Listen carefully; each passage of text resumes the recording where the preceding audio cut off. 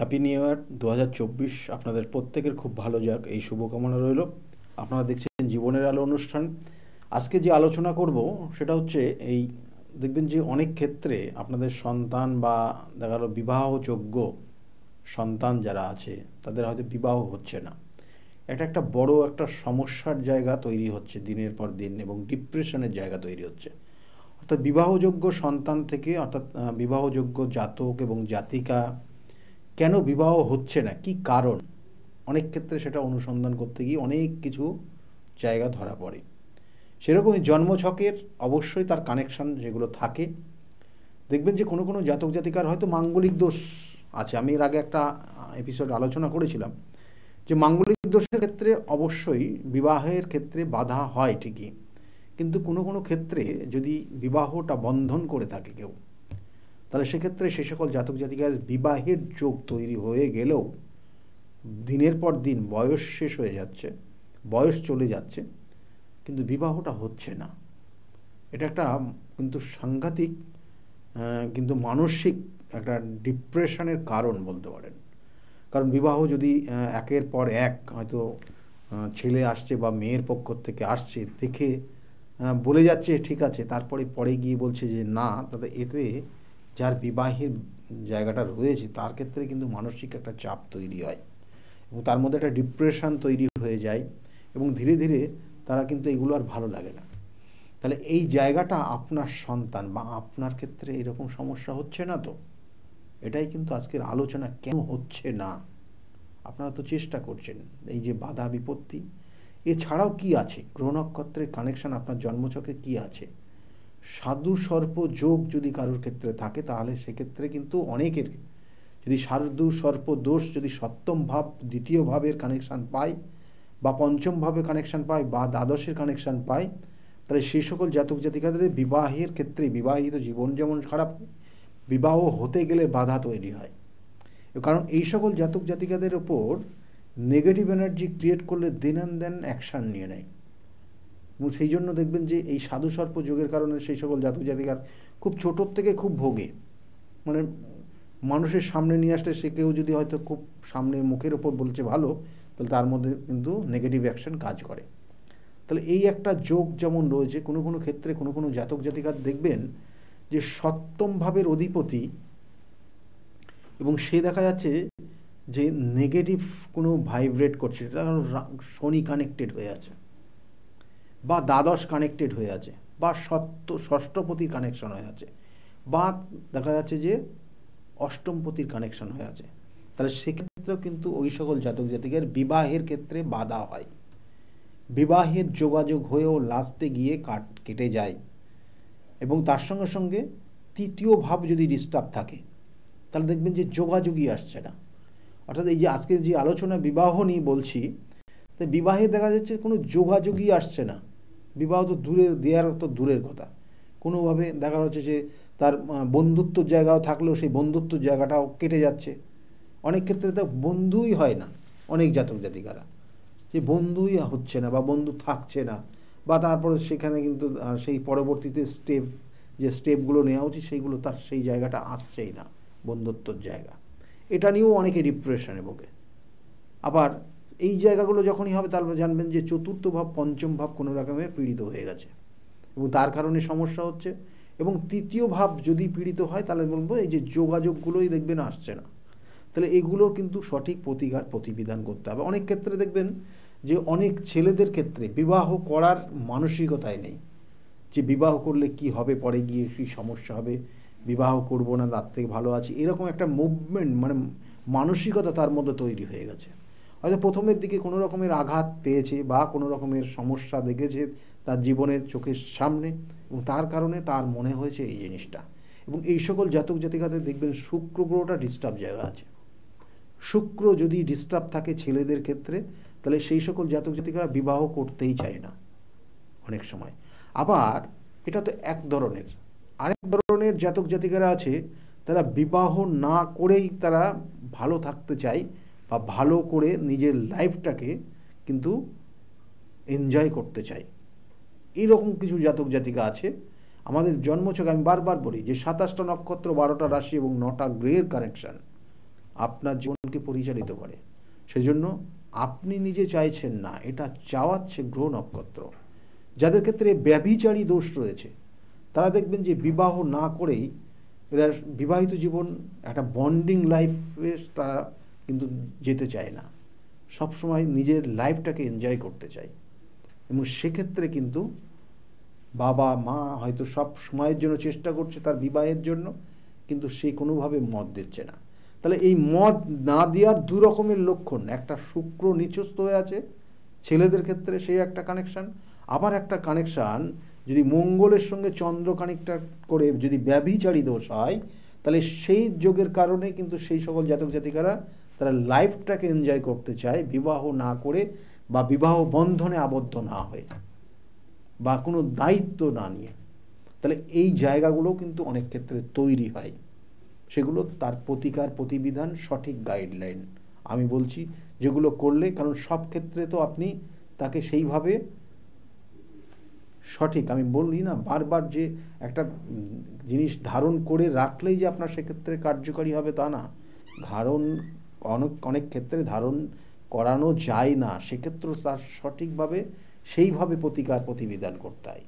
তাহলে করলে সেই জায়গাগুলো সেখান থেকে রিকভারি হবে।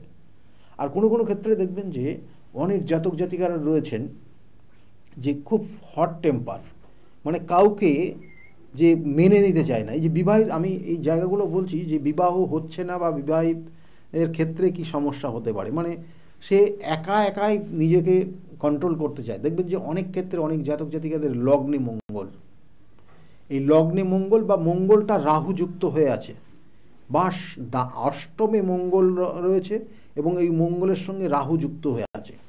এই সকল জাতক জাতিকারাও কিন্তু বিবাহ বন্ধনে আবদ্ধ হতে চায় না, বা কোনো কোনো ক্ষেত্রে এদের বিবাহ হতেই চায় না, এরকম জায়গা কিন্তু তৈরি হয়। কারণ এরা যেটা নিজেরকে, অর্থাৎ এখানে কিন্তু মঙ্গলের একটা নেগেটিভ ভাইব্রেশন কাজ করে। এবং সেক্ষেত্রে আপনারা বলবেন হ্যাঁ, দ্বিতীয় লগ্নে মঙ্গল থাকলে মাঙ্গলিক হয়, অষ্টমে মঙ্গল থাকলেও মাঙ্গলিক হয়। কিন্তু সেই মঙ্গলের সঙ্গে যদি রাহু কানেক্টেড হয়, তাহলে এই মাঙ্গলিকটা অ্যাকচুয়ালি তো একটা জাতক জাতিকার সঙ্গে, মানে এখানে কিন্তু বেশ কিছু মনের মিলের জায়গা রয়েছে। কারণ দেখা যাচ্ছে যে একটা জাতক এবং একটা জাতিকার যখন বিবাহ হচ্ছে, তাহলে সেই ক্ষেত্রে দুজনের মধ্যে মনের যে মিলটা, সেটা যদি মাঙ্গলিক যারা আছে আর যারা অমাঙ্গলিক, সে কিন্তু দুজনের মধ্যে বন্ডিং হবে না, অর্থাৎ একজনের তো আর একজন বুঝতে পারবে না। সেক্ষেত্রে মনোমালিন্য তৈরি হবে এবং একটা সময় গিয়ে ডিভোর্স তৈরি হবে বা ডিভোর্স হয়ে যাবে। সেই জন্য দেখবেন অনেকের ক্ষেত্রে লগ্নে মঙ্গল থাকে, এরা জীবনে খুব প্রতিষ্ঠাও পায়, কখনো কখনো হঠাৎ করে ব্রেকডাউন হয় এবং দিনের পর দিন, অর্থাৎ ভুল স্টেপ নিয়ে জীবনে নিজের জায়গাটাকে নষ্ট করে ফেলে। তাহলে এই জায়গাগুলো থাকে, এগুলো আপনার ক্ষেত্রে যদি থাকে তাহলে সেগুলো তার রেকটিফাই আছে, অবশ্যই আছে।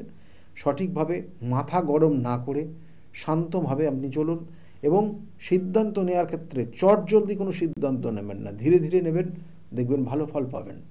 আমি এই জন্যই বলি বারবার যে একটা আংটি ধারণ করলেন, একটা কবচ ধারণ করলেন, বা আপনি অন্যান্য বেশ কিছু ক্রিয়া করলেন, কিন্তু করেও সেটা হবে না আপনার জন্য, তার জন্য রয়েছে নির্দিষ্ট ক্রিয়া, নির্দিষ্ট গাইডলাইন। সেটা যদি আপনি মেনে চলতে পারেন, অবশ্যই আপনার ফল পাবেন, অবশ্যই ভালো জায়গায় তৈরি হবে।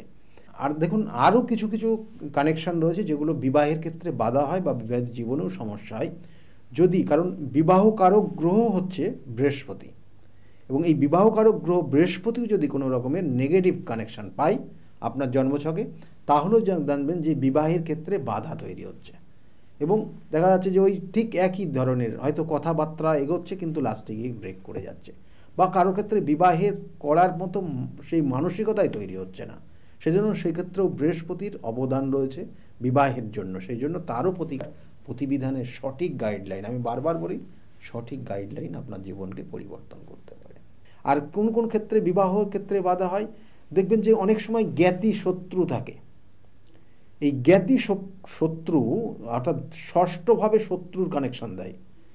ষষ্ঠভাবে দেখা গেল কেতু যুক্ত হয়ে আছে, কেতু আছে, তাহলে এই সকল জাতক জাতিকা দেখবেন গুপ্ত শত্রু, দেখা যাচ্ছে সম্বন্ধ আসছে বা বিয়ের ব্যাপারে যোগাযোগ হচ্ছে, তারপরে হয়তো আপনি খুব ভালোভাবে একটা মানে খুব কাছের মানুষকে বললেন তারপর 2 দিন পরে দেখা গেল যে সেটা আর যোগাযোগ করছে না, মানে একদম ফাইনাল জায়গা হয়ে গেছিল, আর যোগাযোগ করছে না। ওই গুপ্ত শত্রু আপনার এই জায়গাটাগুলো বাধা দিয়ে দিচ্ছে। বা কোনো কারণে আমি প্রথমেই বললাম, যদি কোনো কারণে দেখা গেল বিবাহটা বন্ধন করে রাখে, তাহলেও বিবাহ হয় না। আর জ্ঞাতি শত্রু ষষ্ঠভাবে দেখা যাচ্ছে রবি কানেকশন হয়ে আছে এবং তার সঙ্গে কেতুর কানেকশন হয়ে আছে। তাহলে দেখবেন যে একদম নিজেদের মধ্যে লোকগুলোই আপনার ওই সন্তানের বা আপনার ছেলে হোক আপনার মেয়ে হোক তার বিবাহের ক্ষেত্রে বাধা তৈরি করছে, কারণ তাদের জায়গাটা হচ্ছে না বলে আপনার ওপর তার একটা ঈর্ষা রয়েছে। তাহলে এগুলো হয়, এটা স্বাভাবিক জায়গা, এবং এইগুলোর জন্য প্রতিকার প্রতিবিধান আছে।